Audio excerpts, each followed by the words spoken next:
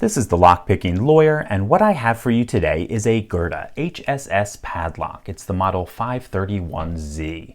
This was sent to me by Olek in Poland, which is where this lock was manufactured. So Olek, thank you very much for sending me this interesting lock. This is a 56mm wide padlock, though I'm not sure what the lock body is made of. It does say hardened right here on the front, but if it is made out of steel, it's a non-magnetic stainless. Then we have a 10mm shackle and a disc detainer core. Everything on this lock operates very smoothly. I have absolutely no complaints there. And the disc detainer core in here seems to be a pretty good one. We have a 9-disc core. It does have false gates. It tensions in the rear, and the front disc is a gated spinner to prevent you from tensioning off of it. What we're going to do today is see what it takes to pick into this lock, and then of course I will take it apart to show you what's inside. Now Olek had mentioned to me that he was having some trouble getting this lock open. He had mentioned that several of the discs seemed to seize up when he tried to pick them, and I suspect the reason for that was that he did not do this first step, which is to rotate all of the discs as far clockwise as they will go. The reason I do that is that I always want to be picking in the opposite direction from the way I'm tensioning. The reason for that is that if you tension and pick in the same rotational direction, all you'll do is seize the sidebar up against the inside of the lock body.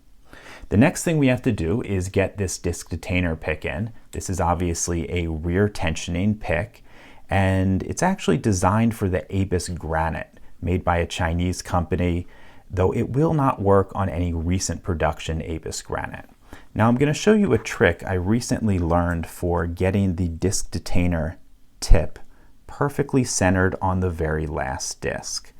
Okay, I reached in there and I think I found the last disc, but what I'm going to do to get it perfectly centered is move my pick all the way down until I'm in between the last disc and the first disc that I need to tension. And I think I've got it right there. Then I'm going to turn it 90 degrees, and at that point I'm going to lift up on the tensioning handle. And now I have it perfectly centered on the last disc. So we're tensioning off a number 9. Let's find the opening for number 8 and get to picking. Okay, so 8, got to click out of him. On to 7. Got a little click there. Okay, 7, maybe we're set. I might have to come back to him. On to 6. Got to click out of 6. 5. I'm going to leave 5 alone. I think I'm getting some movement on him. 3 is definitely moving.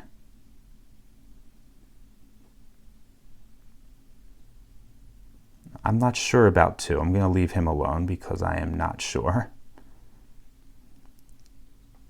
2. Okay, 2 is definitely bound up. Got some movement on here, and we opened it up. Okay, so not too bad. I'm not sure what the problem Olek was having, but I suspect the issue was that he did not rotate all of those discs as far clockwise as they would go before he started picking. So let's see what we can do to get this apart. This lock is relatively easy to disassemble. What we have to do is open up the shackle, and then there is a small little set screw that prevents this center section from turning. So what I'm going to do is reach down there with an Allen wrench, see if we can take that set screw out.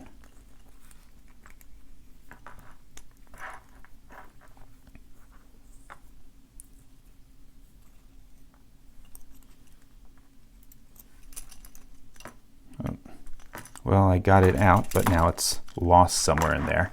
I'm sure I'll get that out in a minute. Okay, now that I have that out, actually I have to get that out now because it is preventing me from reclosing. There we go. Okay, let's get something to put all these pieces in. Now I can reclose the shackle, lock it up, and now we just have to unscrew this piece right here. And it should be pretty easy to do.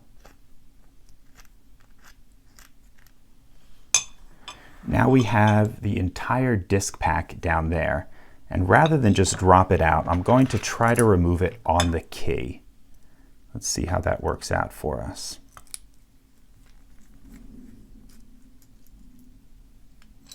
Okay, looks like I got everything except for the very last disc. So let me put that last disc right on the key. Get off of there.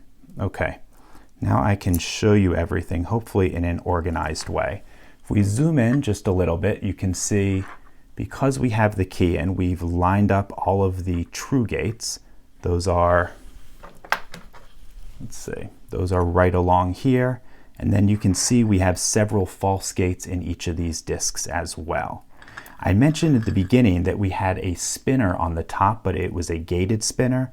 And you can see they do that by not having one of these rotation limiters on the back of it, but instead we have a true gate on either side of that front spinner. So you can have it in either correct direction and the lock will still open, but it does prevent you from picking off of it. Let's see if there's anything else if we can get out of this lock. Okay, there is the body of the disc detainer core, nothing particularly special about that. Okay, so all in all, a pretty nice, competent little lock. We do have a nice disc detainer core, lots of false gates in there. If you don't know how to pick these, this is something that's going to give you a lot of trouble opening up. So all in all, I give the Gerda HSS padlock my vote of confidence. That's all I have for you today on this Gerda HSS padlock from Poland. If you do have any questions or comments about it, please leave it below. If you like this video and would like to see more like it, please subscribe. And as always, have a nice day. Oleg, thanks again for this great lock. Bye-bye.